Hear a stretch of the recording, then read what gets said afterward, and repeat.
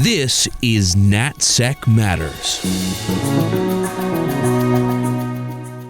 I'm host Michael Allen with Beacon Global Strategies. Today I'm joined by Mr. Mick Ryan, a retired Major General with over 35 years of service in the Australian Army.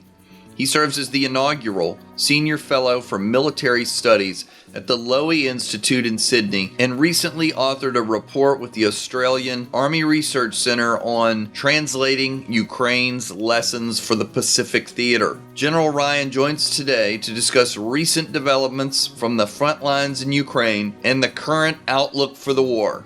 Stay with us as we speak with General Mick Ryan.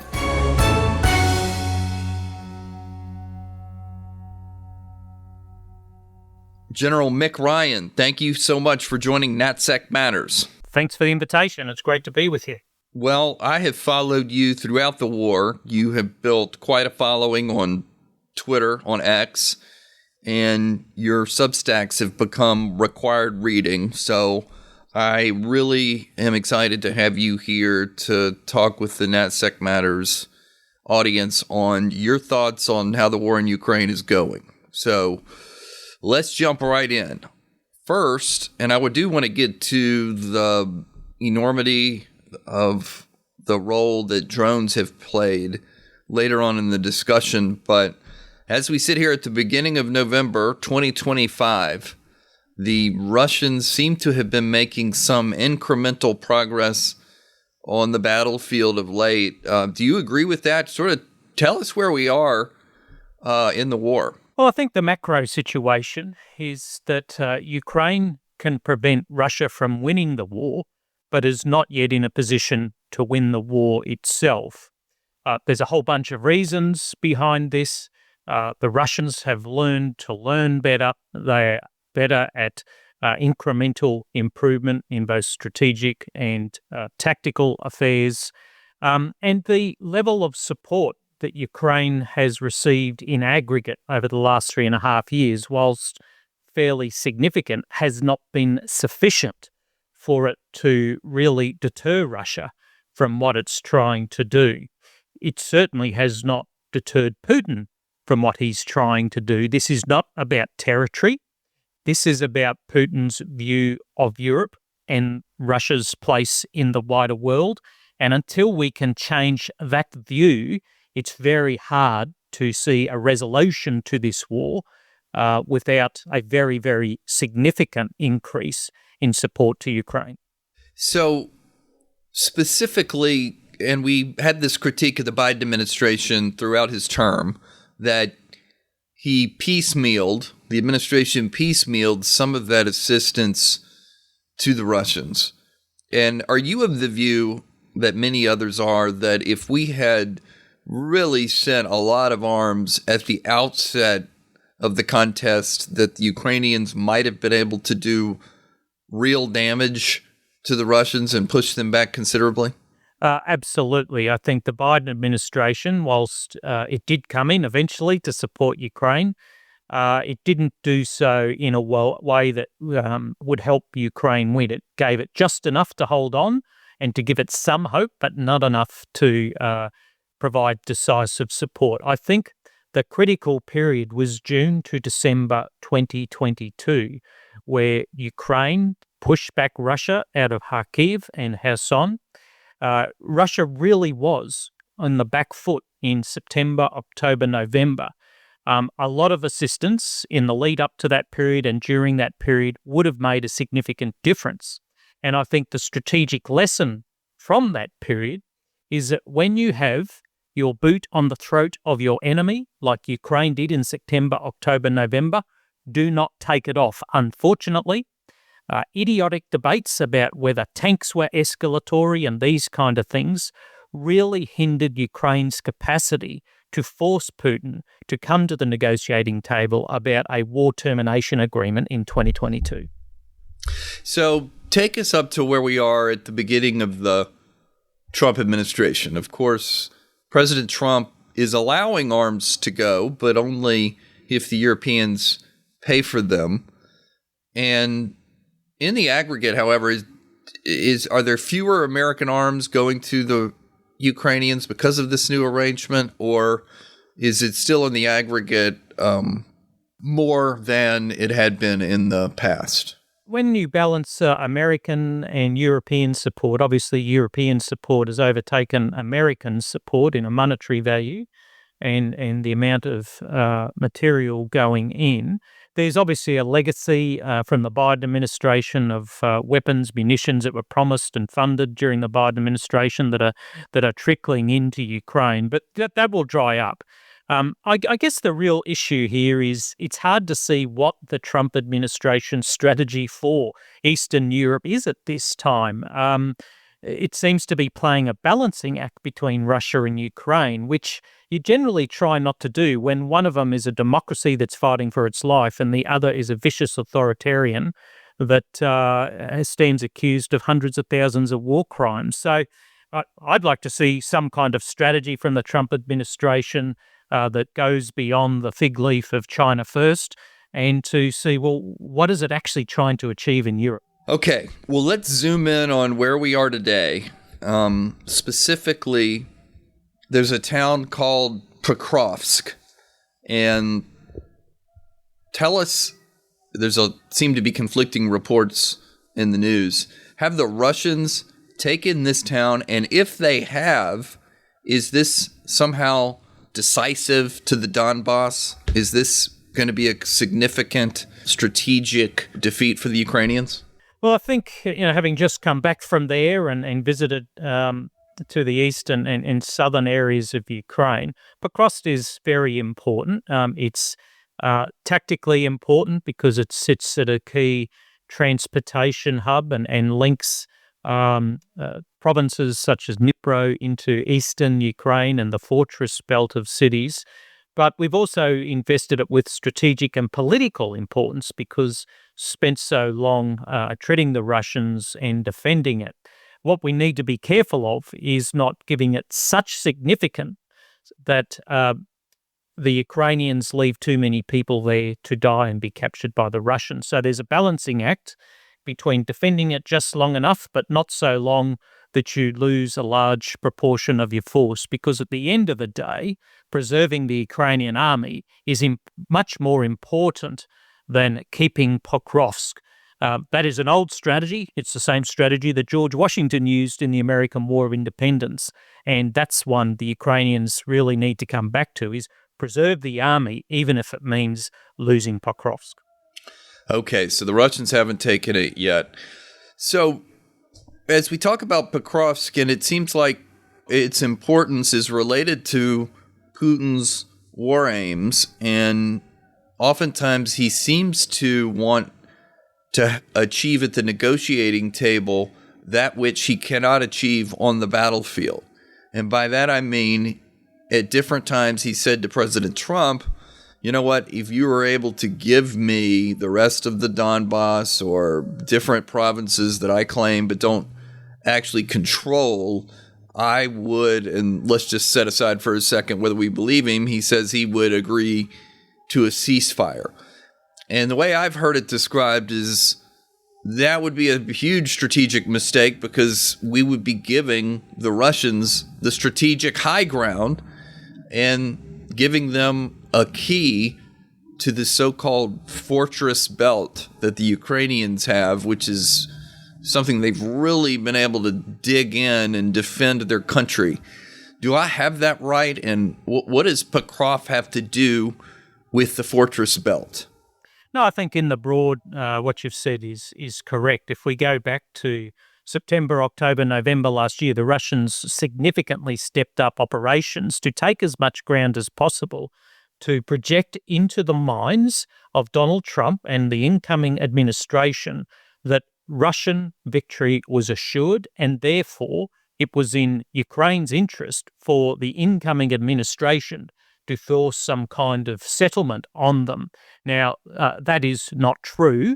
A Russian victory is by no means assured, but taking Pokrovsk is a very similar strategy for the Russians. They want to project into the minds of the American administration and to the American people that, the war is really lost for Ukraine, that Russia is only going to win this, so why not force the Ukrainians into an accommodation? That would be an awful outcome, one, because it's just not true.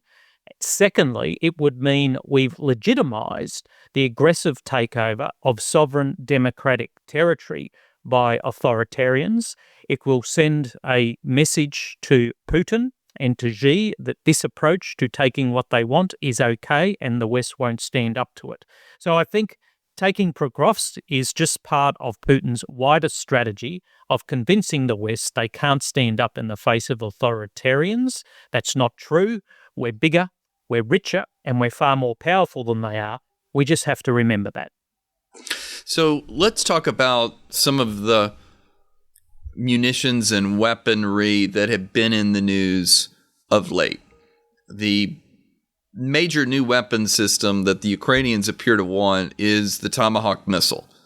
And most of the time, as I understand it, the U.S. Navy shoots that from U.S. destroyers. There are land-based systems, but we apparently don't have as many launchers as we could use, at least in this situation. Tell us a little bit why suddenly within the last couple of months, that is, Tomahawks have been elevated to such a level of strategic discussion. Well, the Tomahawk is an extraordinarily accurate weapon with a very large explosive payload. And it's a balance of range and explosive payload that the Ukrainians haven't quite been able to produce with their own sources, even though the Flamingo might get there, but it's still a slower, older style weapon. I mean, the Tomahawk has 3 launch systems. It can be launched from surface ships, can be launched from submarines, neither of which are going to work for Ukraine, and it can be launched from ground launchers using the US Army's Typhoon launcher. As you note, they don't have a lot of them, and they're trying to use them to deter Chinese aggression in the Pacific, but they can be launched from a trailer on the ground. This would be the kind of system that the Ukrainians would like. They've already talked to American defense producers about it. But this is a very low density, high demand ground launch system at the moment. It's hard to see how the Ukrainians can get their hands on them unless they develop an indigenous launcher system for the Tomahawk more quickly than the US can provide one. So has this just been, I don't want to say red herring, but has this just been sort of beside the point that although we, the United States, have dragged our foot on numerous occasions on weapon systems, in this instance, it was never really realistic that they would get the Tomahawk? I think it's entirely realistic because it's not escalatory. Putin has been using Tomahawk-style weapons since day one of the war.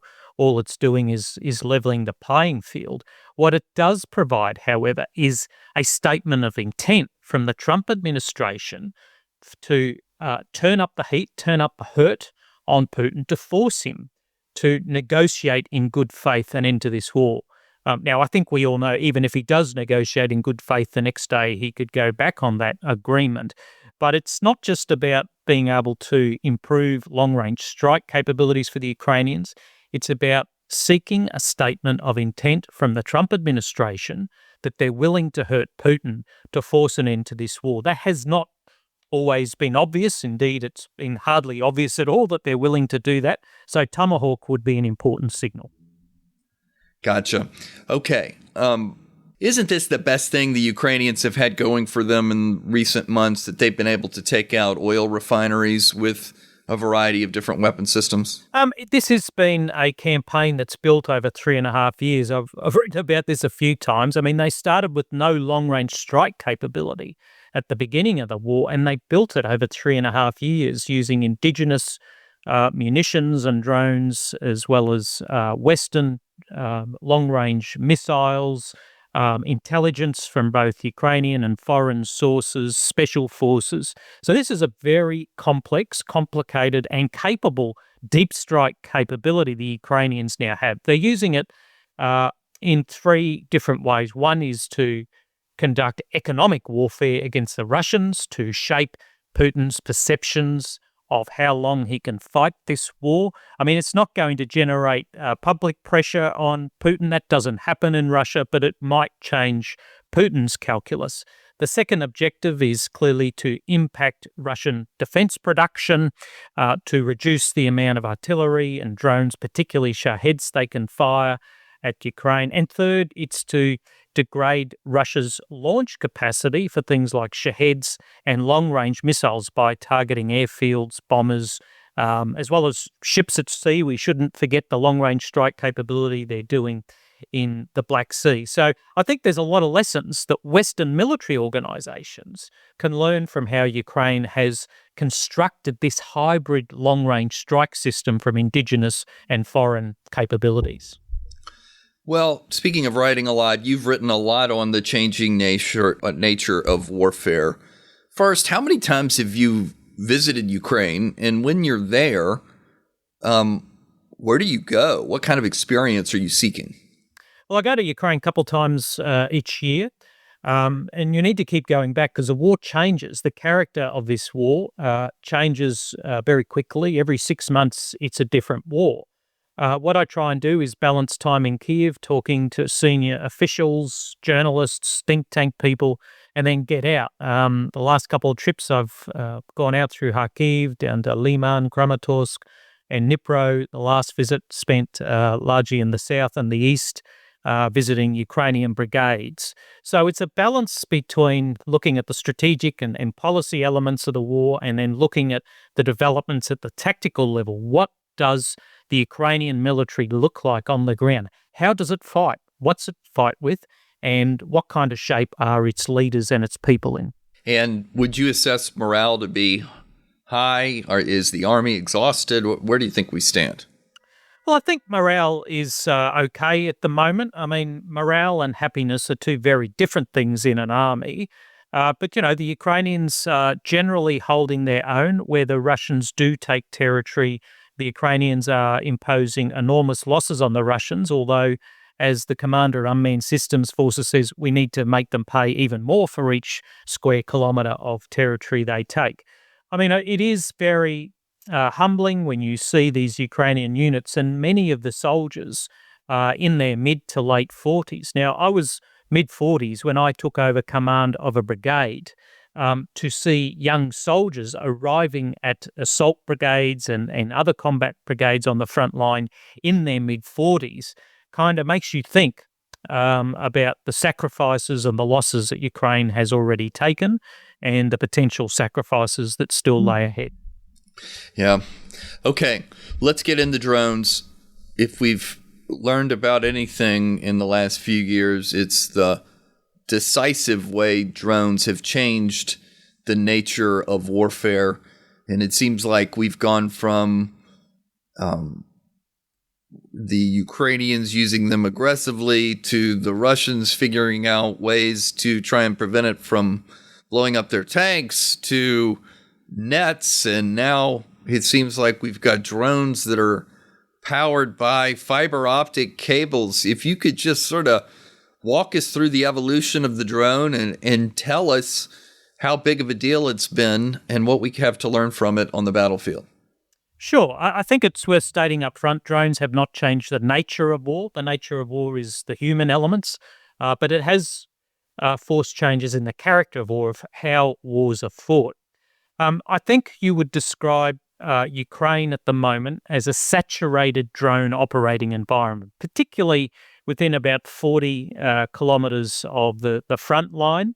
You're seeing a very, very dense environment of short and medium range drones where the battle space is extraordinarily visible. I don't believe it's transparent because you can't read the minds of people there, and visibility is not the same as wisdom. But it is I would describe it as a saturated drone operating environment. I think it's worth noting that as we built to that environment over 3.5 years, it didn't happen overnight. We might wonder, well, how would you build that saturated environment elsewhere? And is it possible in a shorter period of time? I think that's an open question. When you talk to Ukrainians about the use of drones, they are adamant that drones do not replace humans. Drones complement and they extend the capacity of humans and conventional units. Drones and artillery are used side by side. Drones and electronic warfare are two parts of the same kind of system. You can't have one without the other. And drones do not replace humans on the ground. They cannot hold ground. They cannot seize ground. And if you want evidence of this, a typical Ukrainian brigade generally now has at least one drone battalion. They all have at least 3, 4, or 5 infantry battalions of soldiers as well as artillery battalions. So I think it's important to be evidence-based on the impact of drones. They are here to stay. They will play an important role in all future conflicts. They don't replace humans, and they have an additive effect to conventional capabilities. What we need to do is get the right balance of crewed and uncrewed systems, of long and short-range drones, of exquisite and cheap drones. They're the real questions that need to be asked. And to be quite honest, the answers to those questions will be very different depending on which domain you're working in, which theatre you're working in, which country you're coming from, and which enemy you're fighting. Is the United States military or the Australian military on the ground in any way to be able to be learning these lessons in real time? We both have the capacity to learn. We have military attaches there. We have the Special Assistance Group Ukraine that's located in Wiesbaden that I visited on my way out of Ukraine this time. That's part of the US Army in Europe. And that's a very important hub, not just for ensuring Ukraine gets the right material, training, intelligence support to continue to defend itself, but it's a very important hub for drawing lessons and insights for the war and making sure those insights go into the institutional services in the United States, in the United Kingdom, and in Australia. There's even a small team of Australians sitting there in Wiesbaden helping the US Army and others with this support to Ukraine. We are going on the journey of bringing in uncrewed systems on the air, on the land, and at sea. We are not going at the speed I'd like to see us going at, and clearly we're not going at the speed that Ukraine is going at. We have significant institutional challenges, particularly with our procurement legislation in Australia and the United States, although I note overnight Secretary Hegseth has announced that there will be changes to American procurement policy to speed it up. I think the pace of change in Ukraine when it comes to drones is incomprehensible to Western defense bureaucracies. That has to change. We're going to take a quick break, and we'll be right back with more of our discussion with General Mick Ryan. Beacon Global Strategies is the premier national security advisory firm. Beacon works side by side with leading companies to help them understand national security policy, geopolitical risk, global technology policy, and federal procurement trends. Beacon's insight gives business leaders the decision advantage. Founded in 2013, Beacon develops and supports the execution of bespoke strategies to mitigate business risk, drive growth, and navigate a complex geopolitical environment. With a bipartisan team and decades of experience, Beacon provides a global perspective to help clients tackle their toughest challenges. Let's talk about drones and artillery. So first and foremost, our drones are used, of course, not only as munitions, if you will, but as intelligence spotters, right? To be able to point artillery in the right direction. Is that its highest, best use? Or maybe you could tell us, rather than me guessing, what are the highest, best uses for drones on the battlefield? They do provide a very important intelligence, surveillance, and reconnaissance function. But drones have so many different uses now. They clearly have a direct attack function, which is very important. They're now causing probably the majority of casualties in this war. But they're very important for things such as dropping or clearing mines, for conducting electronic warfare. So they have a myriad of different uses that the Ukrainians have continued to broaden as this war has gone on. So we always talk about adaptation in warfighting and how often things change. Give us some sense of This is sort of like the old American cartoon Spy versus Spy. Each one is trying to out-innovate the other, and the other catches up. Talk a little bit about how frequently drone tactics change. Yeah, I mean, the adaptation battle we've seen in this war has sped up. We have seen both Ukraine and Russia learn how to learn better at the tactical and strategic levels. I think, given my most recent visit to Ukraine and my discussions with frontline commanders, there's a sense the Russians may now be slightly ahead when it comes to drone and battlefield tactics, learning, adaptation, and innovation, particularly in the systemic implementation of lessons.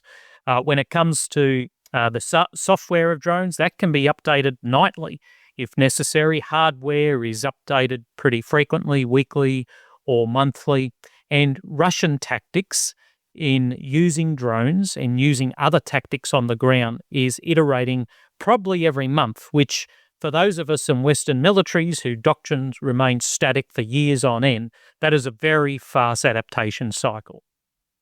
So I'm a little surprised because I thought I had read on numerous occasions that the Russians were not evolving the way they fought the war. It was just as what they call a meat grinder of poorly trained men that they just sent across to try and kill Ukrainians. What is that? Is that of the past? Talk a little bit about how the nature of Russian innovation, like when did this happen? Where did it come from? It's been happening since day one of the war. It's just that people haven't been listening when I've been writing or others have been writing about how the Russians have been improving their capacity to learn. I think they've reached a critical mass in their institutional learning capabilities. That doesn't mean it's not a meat grinder. It is. It doesn't mean they're not using poorly trained troops. They are. But that can coexist with institutional mechanisms to learn and share those lessons systemically across the entire battlefront. That's what commanders in Ukraine are seeing at the moment. I mean, the Russians are not idiots, and we would be very foolish to assume the Russians or our other potential adversaries in the future are not smart enough for us. They are smart, they do learn, they change quickly, and this is hurting the Ukrainians. So, last thing on drones, and I read also that there's no longer static, but they're fluid battle lines. And from that, I gather, Russians can get on motorcycles, maybe make some progress like an infantry force would, but not across a broad line. And part of the reason for that is drones. Part of that is their own quickness.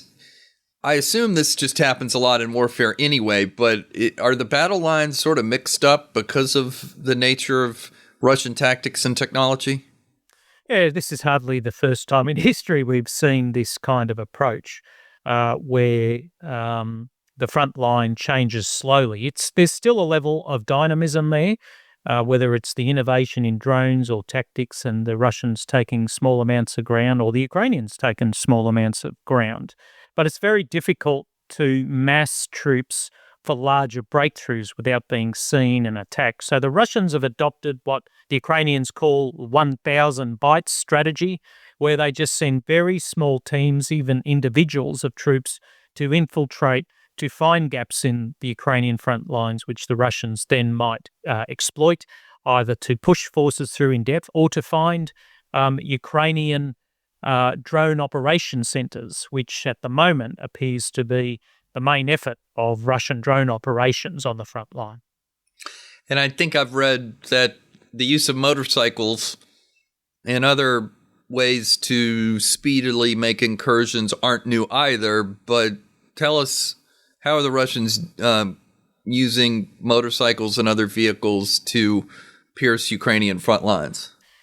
Yeah, well, Second World War has lots of photos of Japanese troops riding bicycles, and the same as Germans and Russians on the Eastern Front. So two-wheeled mobility on the battlefield is hardly new. The Russians are using it to try and create gaps, to exploit gaps in the front line. The Ukrainians now have motorcycle units as well. They've clearly recognized there is a role, albeit limited, for motorcycle troops.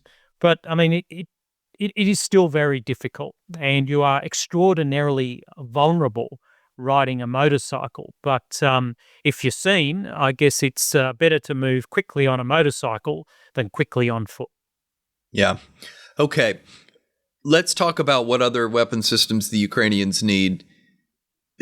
Is it 155 millimeter that they need the most? Artillery? What do they need the most of? And are they getting it regularly? Well, what they need the most of is people. Munitions are coming, 155 millimeter, which is the standard NATO artillery round, and 152 millimeter, which is the standard Soviet era round, of which the Ukrainians still have many, many artillery pieces. These are both very important, but the Ukrainians need all kinds of materiel, long-range strike weapons, surveillance drones, communications capabilities. These all matter, but the most important deficit that the Ukrainians have is people. And this will require them to make some pretty tough choices. They've exempted 18 to 25-year-olds from being conscripted. And whilst if you have a look at Ukrainian demography and their age tree, which is pretty concave in the 18 to 30-year-old bracket, I understand the context of that political decision, and it's the hottest of hot potatoes for them. The reality is you can't have a demographic problem if you don't have a country.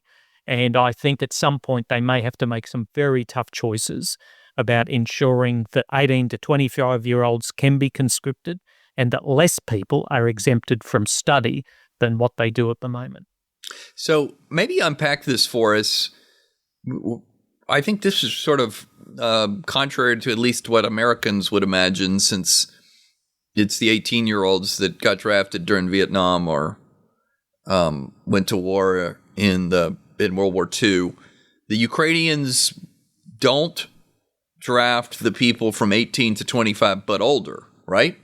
And what's the thought process there? This is all about demographics.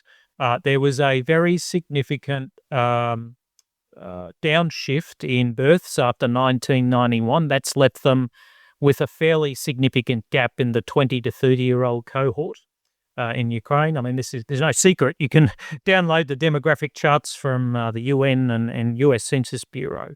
The Ukrainians are very concerned that given they've lost 10% of their population overseas as displaced people, another 10% as internally displaced, but they have a demographic issue and they want young people to be having kids.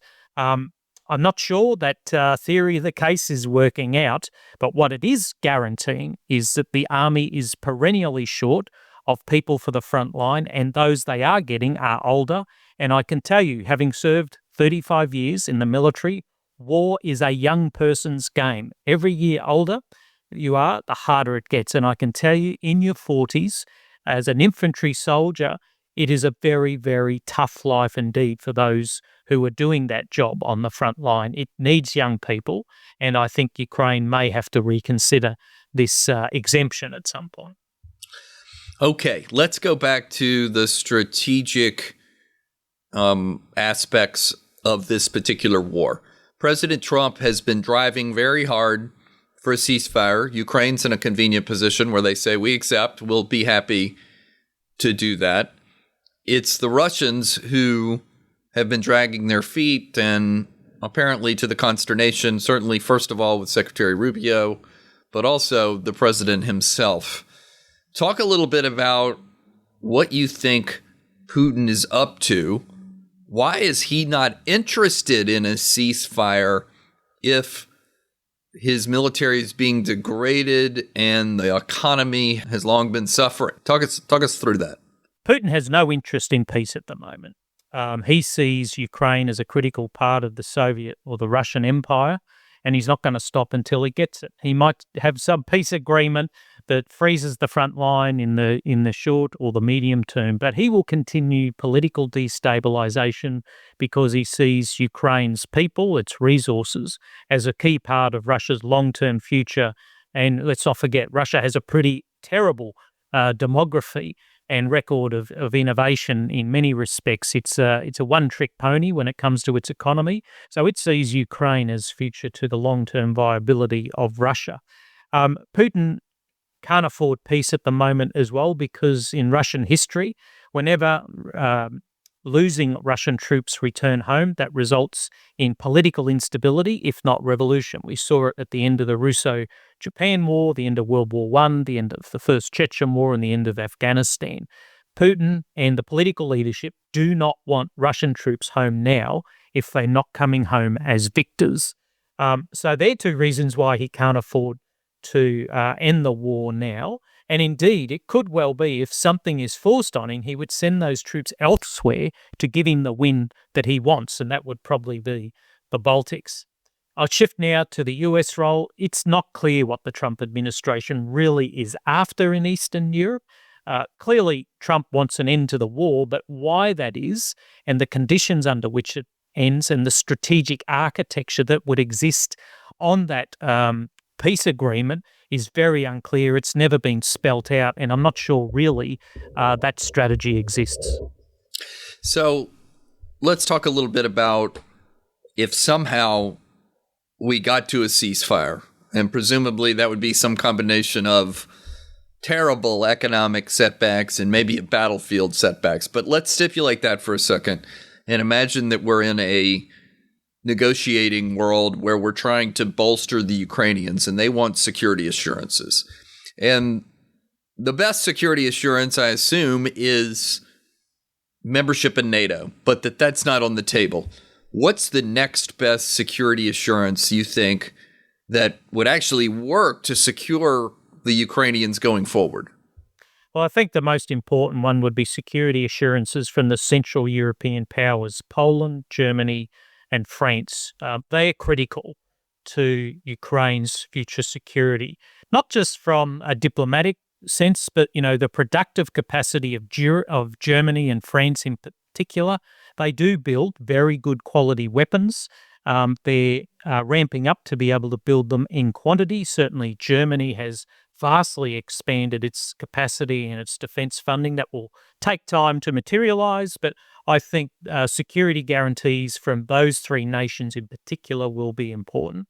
I think security arrangements with the remainder of European countries and the United Kingdom will be vital for the provision of munitions, of equipment, of training and intelligence. I don't see the US ever totally cutting itself off from Eastern Europe, because when it's done that before, it's only had to come back in a couple of decades later and fix things up.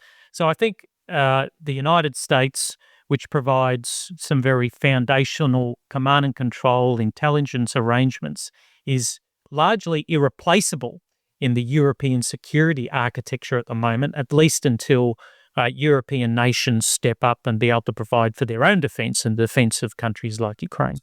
When you mention Poland, Germany, and France, do you mean actual commitments to come to their assistance militarily, not just shipping aid, but to actually put troops on the ground?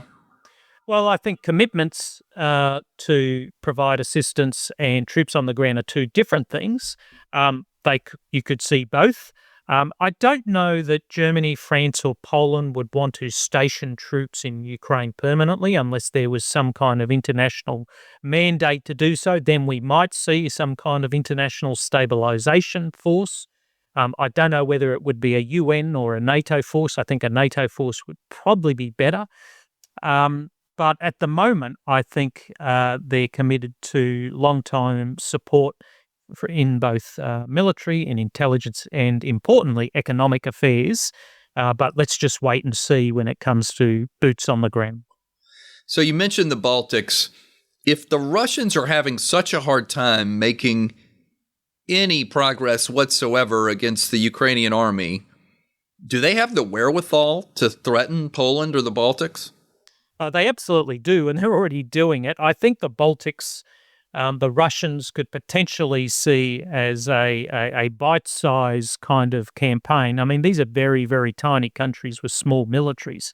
Russia is expanding the size of its military. It's building new divisions. It's building more long-range strike weapons and drones. So it might decide, well, this is at least tactically, a simpler proposition than Ukraine. The problem is, however, the Baltics are part of NATO, and that Article 5 tripwire is crossed if they were to do something like this.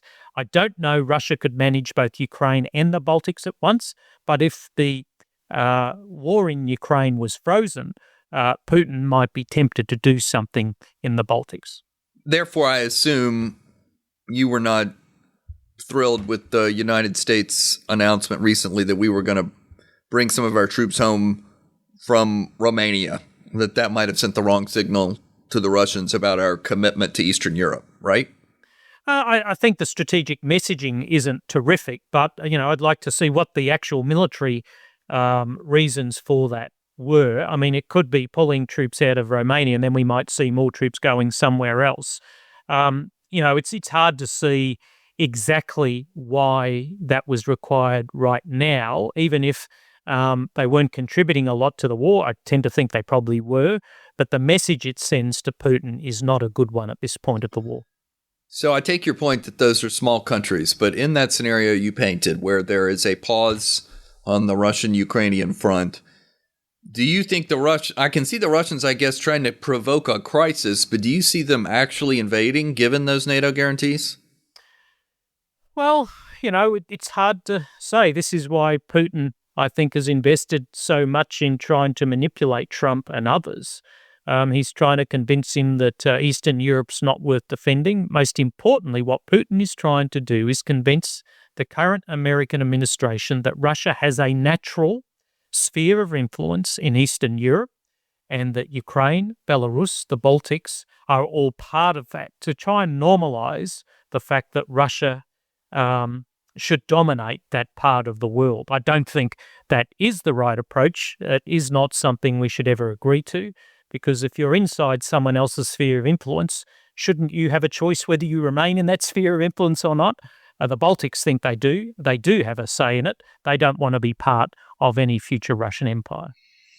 Okay, so the Russians of late, well, I think they've been sabotaging and doing all sorts of things for a long time, but it seems more pronounced of late that there are more incursions, even of Russian airplanes into NATO airspace, certainly of drones at airports across Western Europe. We've read that they've come off of ships up in the Baltic Sea and these drones to harass the Western commercial airspace. What are the Russians up to? Are they trying to destabilize some of these Are they trying to scare European publics into thinking we're getting too close to war with Russia? Well, I think that's part of it. The Russians have been implementing the largest campaign of subversion and sabotage across Europe that we've seen probably since the Second World War. This is about Putin saying to European countries, we're more powerful, there's no point standing up against us, even though Russia is basically a pauper state with nuclear weapons and Europe is far more economically and militarily powerful. It's also about saying to America and American voters that, look, this is what I can do to the Europeans and they still can't stand up against me. You were right to walk away from them. So he's messaging American administrations as well. But I also think that this is Putin basically saying to everyone in Europe, listen, the world's changed. Russia has a natural sphere of influence in this part of the world. We're going to take it whether you like it or not. And frankly, why would you bother resisting us when it's only the Baltics, it's only Ukraine? I mean, why does that matter to you in Europe? So there's all these messages that Putin is trying to send. But the reality is, when it comes to democracies, they are precious and they're all worth defending, whether it's a tiny country in the Baltics, whether it's Ukraine, whether it's Spain, or whether it's North America or Asian democracies. What's the best thing each has going for them? Is it, first with Ukraine, then with Russia? Well, I think Ukraine, its most important characteristic is this unified national will that it's demonstrated since the beginning of the war. It truly has unified the nation. It has shown them again that they live in a pretty dangerous part of the world. and that, if they don't demonstrate the will to stand up against this, no one's going to help them. So I think that national will, that human ingenuity, that human courage and sacrifice the Ukrainians have demonstrated is the most important thing that they possess at the moment. It doesn't mean they don't have political fights, that there aren't some in their community that feel disenfranchised and these kind of things, but I think that's important. Russia's most important characteristic is very similar. It has a profound will led by Putin and a populace that are not thinking like you and I do. They are not used to the same kind of domestic comforts, the same kind of capacity to speak out when they disagree. So I think both their strengths lie in the human domain, slightly different, but I think that's where the strengths of both Ukraine and Russia lie at the moment. General, as we begin to wrap up here, let's walk through the type of scenarios going forward. First, what's more likely? Is it to muddle through where maybe we see small changes in the battlefield? Is there a ceasefire in the offing brokered by the United States? Or do you see any decisive breakthroughs by either side on the horizon? Which is the most likely? And I guess you could throw some sort of frozen conflict in there too. I think the current situation is most likely to pertain in the short and medium term because Ukraine and Russia are a very long way apart when it comes to agreeing to any kind of ceasefire. Even though President Zelensky has said he is willing to accept a ceasefire, Putin has not, because he knows he can't afford to bring troops home under a ceasefire arrangement. So I think what we're seeing at the moment is what we're going to see at least into the medium term. Unfortunately, I don't see American intervention diplomatically having had a decisive impact, even though Ukraine is working very hard to stay on Trump's good side. So I think what we're seeing at the moment is probably what we're going to see for some time to come. So I just went almost the whole time and didn't mention NATO. I mean, is the best way to think of NATO here as the force that's going to procure weapons from the United States and other European powers? In other words, as a bill payer? What role here as we close out do you anticipate NATO playing in the future? Well, I think the most important role NATO plays is not military, but political. We should recall that it's a political alliance that binds together European countries to give them a unified approach to resisting authoritarian aggression. So the political role of NATO, which has been reinvigorated in the last 3.5 years, has been very important. You're now seeing European nations speaking as one about the defense of Ukraine and the defense of Europe more broadly against Russian aggression, but also looking at Chinese influence operations as well. So first and foremost, its political function is extraordinarily important. But its military role is very, very important. I think European nations, by and large, not in every case, but by and large, have stepped up. And some have been, frankly, free riding on the United States for many years. If you are spending less than 2% of your GDP, you are free riding on the United States. Unfortunately, it's not just European countries have done that. I know my country has done that. We need to step up our spending. So I think NATO, as a credible political union of countries willing to resist Russia's aggression and that of China, is its most important role into the future. General Mick Ryan, thank you so much for joining NatSec Matters. No problem at all. It's wonderful to be able to speak with him. That was General Mick Ryan. I'm Michael Allen. If you enjoy listening to NatSec Matters, please leave us a rating and review. We'd love to hear from you. If you're interested in becoming a sponsor, please email our team at bgs@bgsdc.com.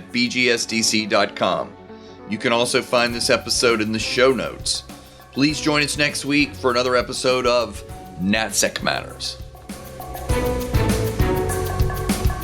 NatSec Matters is produced by Steve Dorsey with assistance from Ashley Berry. NatSec Matters is a production of Beacon Global Strategies.